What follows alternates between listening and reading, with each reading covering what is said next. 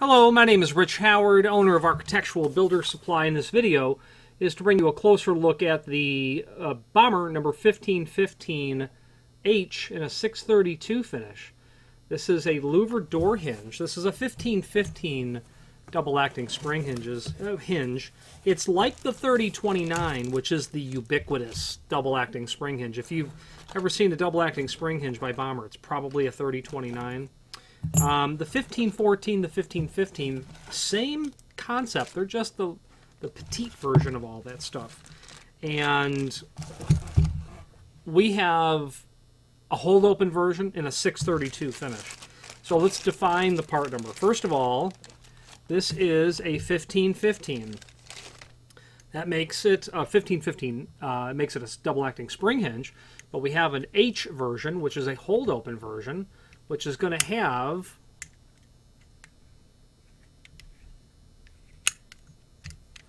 this additional feature up here, which we're going to describe in a moment. There's a roller bearing that's there, or just a roller. So this is a double-acting spring hinge. Your door obviously fits inside of here. You certainly need two for sure on a door.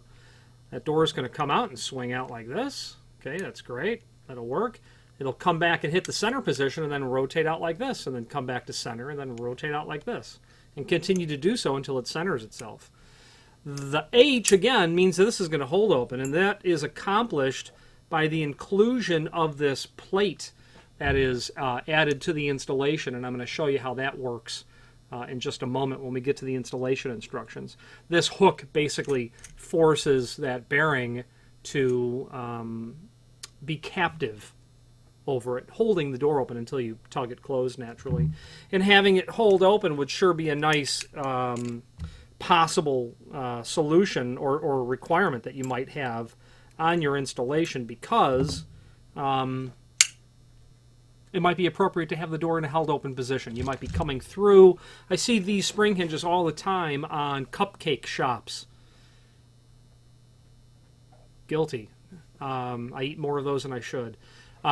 Places like that where they've got cafe doors, and they need to hold them open so they can walk through with the carts rather than, trying to move the doors. So you'll see hold open in those type of environments. 632 means three things. The finish means it's made of steel. It means it is in a polished brass finish, and that it has a clear lacquer over it. Okay. 632 specifically means polished brass. Okay.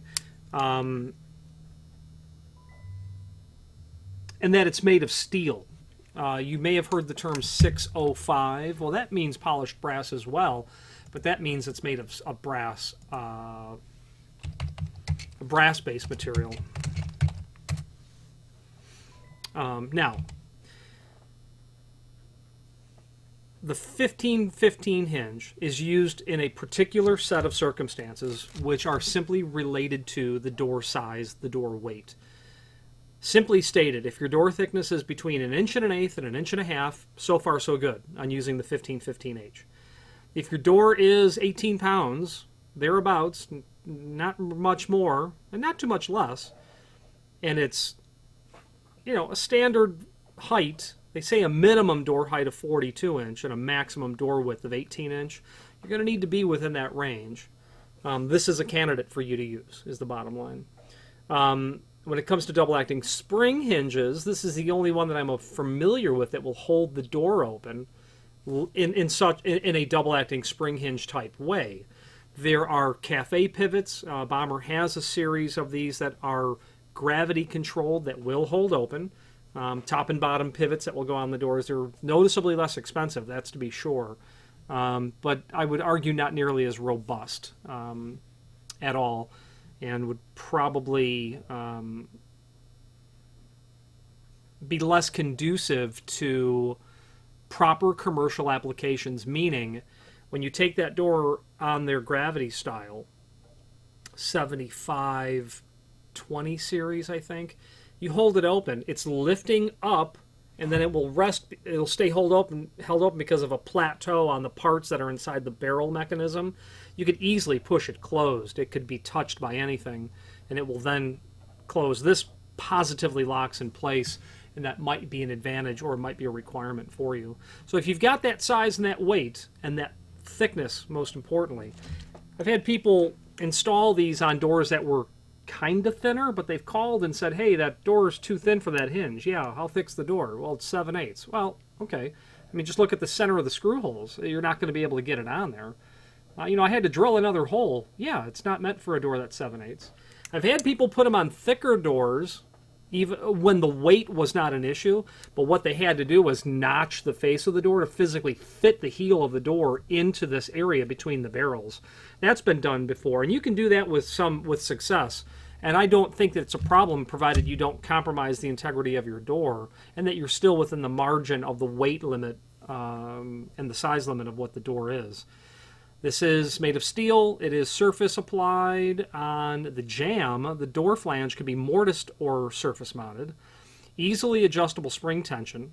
Specifications of product may differ from product being sold. Okay, yeah. Just read the specs clearly so you understand what you're getting. Hinge is sold per hinge, not per pair. When you buy one, we're going to send you one. It'd be unusual for someone to order just one because you can't mix and match this with other hinges because of the vertical axis of pivoting, you know, where that is, etc. Now, let's get into the template.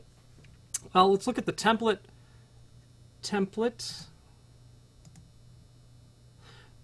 Okay, let's look at the template first because the instructions come after the template in the sense of you really need to know what's going on first. So the template's going to have lots of physical dimensions. You know, not really going to beleaguer those dimensions here because none of it really is critical in the sense of, you know, 2 1/4 basically. Yeah, you know, that makes sense. None of that's critical in the sense of how it's going to relate to your door. It's going to be important to know in the sense that you can at least review what's happening with your hinge by looking at those dimensions.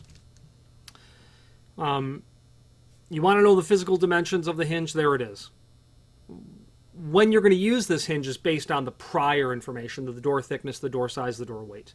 That template is important because it does show where the plate's installed, the hold open keeper, which is not immediately clear by any stretch of the imagination.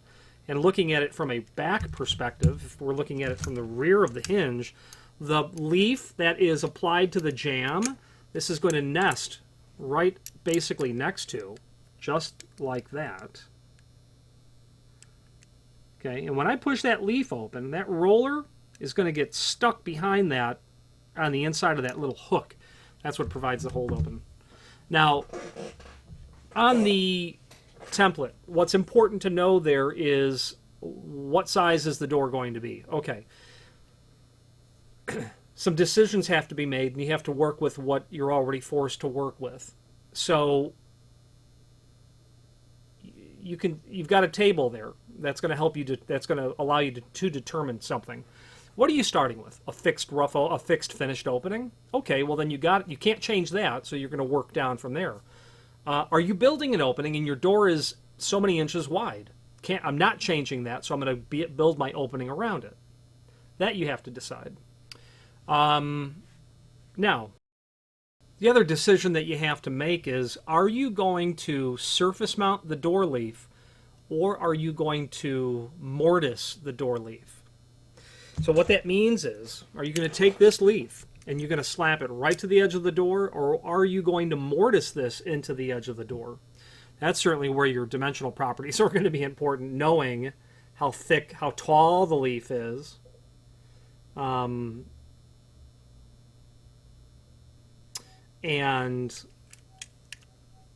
you know, that will assist you in doing that, you know, if you don't have the hardware in hand. So, okay, the dimensions are actually on the installation instructions. I will go into that when we get to that document. So what we're doing now is we're determining what's the net width of the door going to be. Let's say, for instance, that you are dealing with a single door that is, you're fixed at a finished opening of 36 inch. That's no good. You're obviously dealing with a double door. Let's say that your finished opening is 36 inch. You're going to have a pair of nominal 18-inch doors. You are going to mortise them into the door. So you know that you have to allot 3/16 of an inch, that 0.187. You're going to mortise them in, so that gap, pardon me, the gap is going to be a 1/16 of an inch. Your mortise, you're going to mortise your door 3/16. That's going to permit your door to come right up tight to the jamb, because you're going to fit this whole hinge leaf over the door in this sort of fashion. Okay, that is, and that 1/16 of an inch is important to know, because you're going to take that value, you're going to, because we're doing a pair of doors, you're going to look at your B dimension, which they want to have another decision. Is it 1/4 inch or is it 1/8 of an inch? Door, door. Margin here, margin here, margin in the center. So 36 less 17 and 15/16 less, you got 17 and 15/16 on this door. Then you have to take your margin between the two doors and then divide it all out, properly. Will that be a 1/4 inch or will that be an 1/8 of an inch? It'll be a 1/4 inch between the two doors if you're using square edge doors, because the outside portions of my hands, of my fist, represent the hard 90-degree angles on your doors, or 87 and 93 degree, depending. I'm sure they're going to be 90 degree. But if you're going to radius it over, you're going to round over the door edge, you can bring that in tighter. So your math is going to be based on what you're dealing with. So in our scenario, we have 36 inch minus a 1/16 on the one hinge side minus a 1/16 on the other hinge side minus the gap between the two doors. Let's say you're going to leave them square. That's a 1/4 inch. 36 minus a 1/16 minus a 1/16 minus a 1/4 divided by 2 is going to be 17 and 13/16 net size per door. Okay, and just use that logic and then adjust accordingly to what you need to do. So as you can see, it's not necessarily straightforward the first time you have to calculate your net size, and you do have to make some decisions, and then you have to know what you're fixed to. Surely something will be handed to you that you can't control, and that's what you'll work in. Or maybe you can just make it all suit whatever you want. So there you go. Let's move to the installation instructions. Now that document is pushing 30 years old at this time. And the document that's in this box is the same document. This hardware has not evolved, which is typical. There's no reason for it to have evolved. In fact, if you were to study old vintage hardware catalogs, you'll see that the most of the intelligent discovery of hardware occurred a long time ago. Now, let's look at the parts. You've got your hinge. Every order that you place, you'll get one tension rod for sure. For every hinge that you order, you're going to get 2 tension pins. Yeah. 2 tension pins. These double-acting spring hinges require 2 tension pins. So for every hinge, you're going to get 2 tension pins. Then you are going to get your hold open keeper for every hinge. Okay. There you go.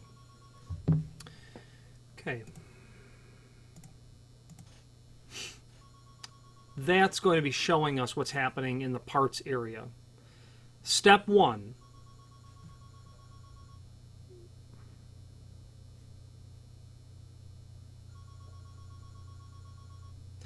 Okay, step 1 is to release the spring tension that is on the hinge.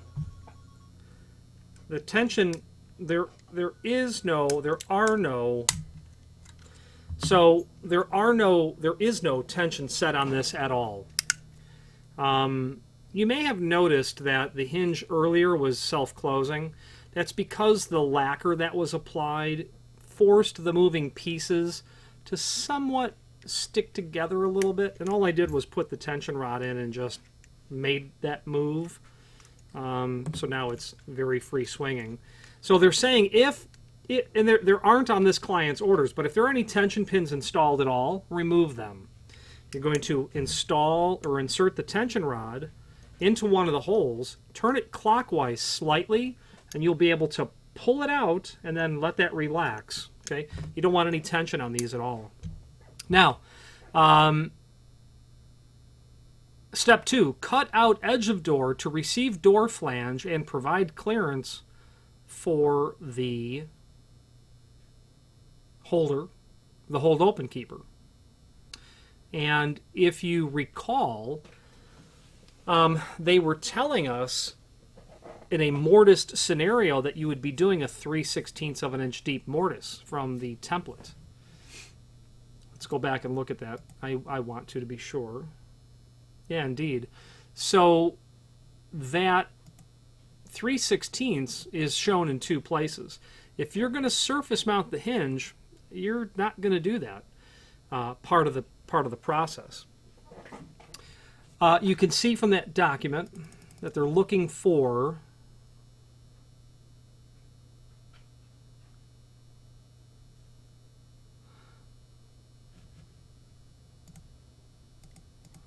it's a tough scan that's there.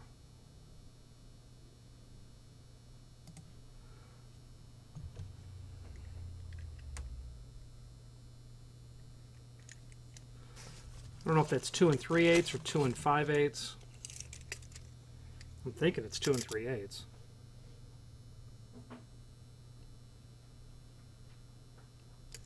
No, it's got to be 2 5/8. So they want an overall height of 2 5/8 because the dimension we can see is 3/8, which would make sense if we were dealing with a 2 1/4 inch dimension down below. So you're going to take that outer portion and mortise it 1/8 of an inch deep, with the balance of this being 3/16. So you're going to start a notch, 3/16 deep, come up 2 1/4, kick it out 1/16 of an inch, go up 3/8, and then back out. You will. They're showing it in step 3 all the way across the door. That is just the bottom line, how they're showing that. You certainly don't need to do it that way. You could get fancy if you want by just mortising the portion that you need, because the leaf of this hinge, is 1 1/4 inches. Well, if you've got an 1.5 inch door, you're not going to need to mortise it, completely all the way across on. Oh, you will. Forgive me. You actually will need to mortise it all the way across because of how the hinge leaves stack together. Okay, all the way across. One little ridge that's there that's shown. So when you're going to do this on the door, you're going to figure out where you're going to place them on the door. I would probably, they're not apparently giving us a top reference dimension. And by the way, we're only looking at the left-hand side of the installation instructions. The right-hand side are for the non-hold open version. They're not telling us or guiding us in terms of a top and bottom location, which is unusual for Bommer. I would probably want to be in the range of somewhere between 5 and 8 inches on the top hinge. I might make the bottom hinge simply look symmetrical. If you were to add a third hinge because you needed it, I would want to bring that third hinge underneath the top hinge and soldier stack them together. But I don't know that I've ever seen it installed that way, but that's where you would bring it. You wouldn't put it in the middle. That would be my recommendation. So when you're going to prep this, lay your door down flat, and you're going to get your router and have your template and set it to 2 1/4 in length, 3/16 deep, and you're just going to mortise that through the door. Okay, you're going to change your template, decrease your depth by 1/16, and just mortise that smaller 3/8 little shoulder that's there. A router would be the way to go. I wouldn't want to do it with a hammer and chisel. Now, step 4 gives you the illustration in terms of how the hinge is going to look when it's installed. And what they're showing you in step 4 is literally that. So that's why it looks that way. Okay. And then that plate sits right there.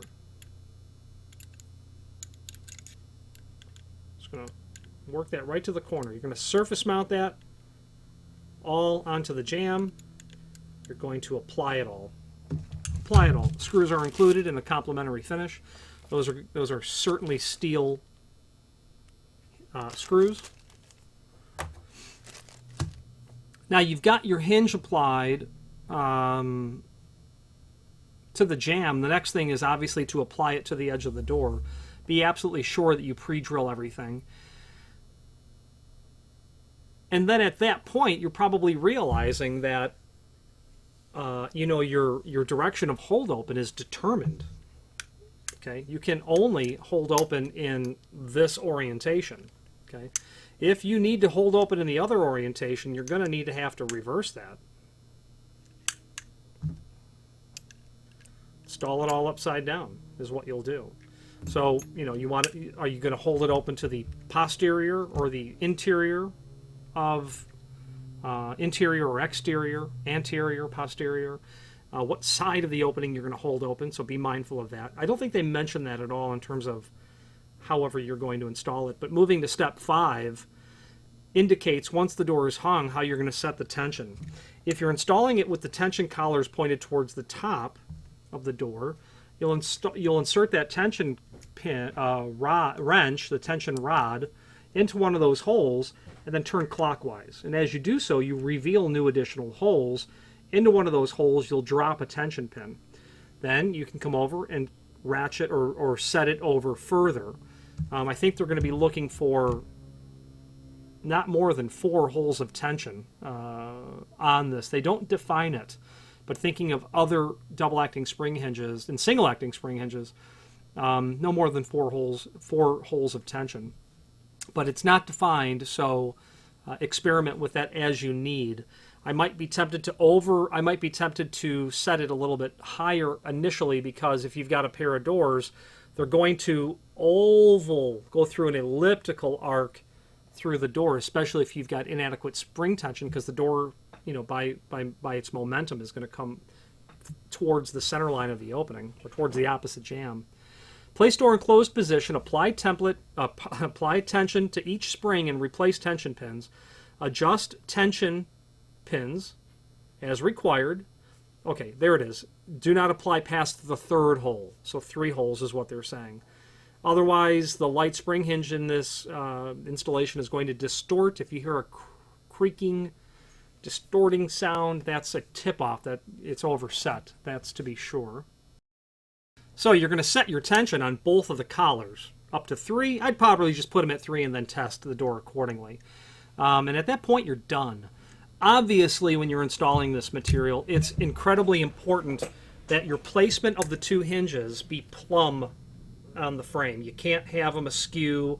You can't have them not in place properly, because what will happen is, the door will behave odd if it's askew in the opening. But if it's really bad, it's not going to hold open, and it really doesn't need to be out very much. Your jam's got to be plumb. Your placement of your hinges has to be also plumb. Absolutely employ a plumb bob to help determine that you're in the right scenario, or a laser level, something that can give you, a spot to target on your jamb. So be mindful of that. But other than that, it's easy stuff.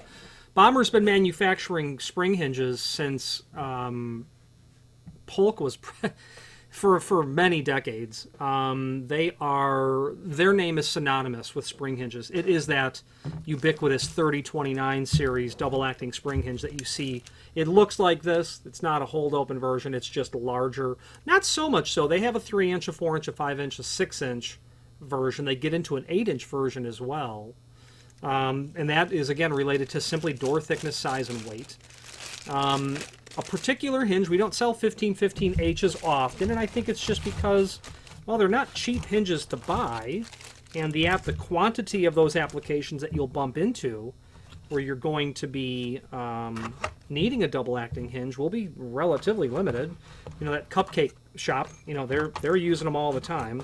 But how many cities require more than, you know, a handful of cupcake shots, I guess. I don't see these installed in homes because I don't see a lot of cafe doors in homes. In a house, you're going to have a full-size door, and you're going to use a different Bommer product, maybe a 7800 series floor pivot. 3029 hinges are used in restaurants between the kitchen or back of house and the dining area, like the snack shop area of the establishment. There is a link below this video to the manufacturer's page where you can pull up not only all of the Bommer products that we sell, but also a link to the manufacturer's website, as well as a link to the full product catalog. Bommer makes a relatively unique footprint of hardware in the realm of spring hinges, single and double acting. If you have more than an occasional need for that sort of product, you'll want to familiarize yourself with it.